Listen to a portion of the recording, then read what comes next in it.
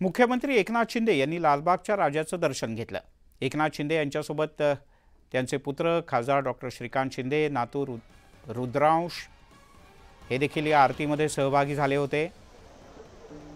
यावेळी त्यांनी माध्यमांशी सुद्धा बातचीत केली। विधानसभेला पुन्हा एकदा लोकांच्या मनातलं महायुतीचं सरकार येईल असा विश्वास त्यांनी व्यक्त केला। बाप्पा आम्हाला पुन्हा पावेल असा आशावादही त्यांनी व्यक्त केला।